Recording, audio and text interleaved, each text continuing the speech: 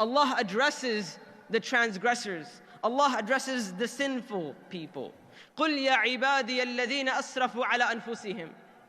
Say to my servants, those who have transgressed against themselves, and these transgressions are sins. Notice how Allah subhanahu wa ta'ala still refers to them as ibadi. He says, my servants. They are still my servants. They are still my slaves. The most sinful person on the face of this earth is still a slave of Allah.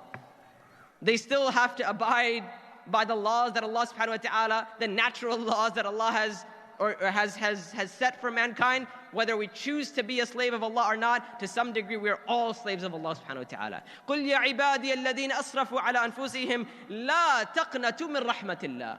Say to my servants, those who have transgressed against themselves, not the pious people, the transgressors. Say to them, never lose hope in the mercy of Allah subhanahu wa ta'ala. إِنَّ اللَّهَ يَغْفِرُ الذُّنُوبَ جَمِيعًا. Allah forgives all sins. إِنَّهُ هُوَ الْغَفُورُ الرَّحِيمُ. Indeed, He is certainly the all-forgiving and the all-merciful. And that, my brothers and sisters, is the key to defeating the shaitan.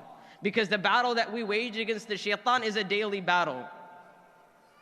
Daily, the shaitan is attacking us, whether it be with doubts, or getting us to lose hope, or the plethora of other strategies that the shaitan uses.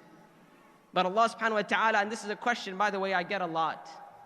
People ask the question, why did Allah allow the shaitan to live? If he's going to try and mislead us, he actually threatened to mislead us before we even existed. وَلَأُغْوِيَنَّهُمْ أَجْمَعِينَ. He said, I will mislead them all together. وَلَأُضِلَّنَّهُمْ. I will misguide them. وَلَأُمَنِّيَنَّهُمْ. I will arouse in them their sinful desires. وَلَآمُرَنَّهُمْ. And I will command them. This is the type of control he believes he has over mankind. He made these threats before we were even alive. But Allah still answered his dua. Allah allowed him to live. People say, why? Why allow the shaitan to live if he's going to do all of this stuff? It is because Allah subhanahu wa ta'ala has given us the most powerful tool, and that is hope in Allah and the ability to seek forgiveness.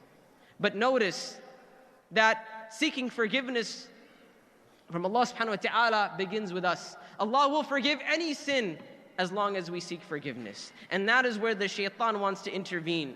He doesn't want us to get to that point where we utter the words.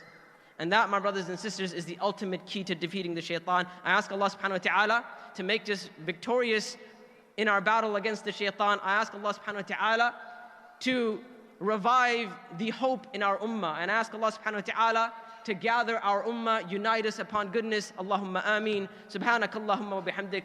أشهد أن لا إله إلا أنت أستغفرك وأتوب إليك وجزاكم الله خيرا والسلام عليكم ورحمة الله وبركاته.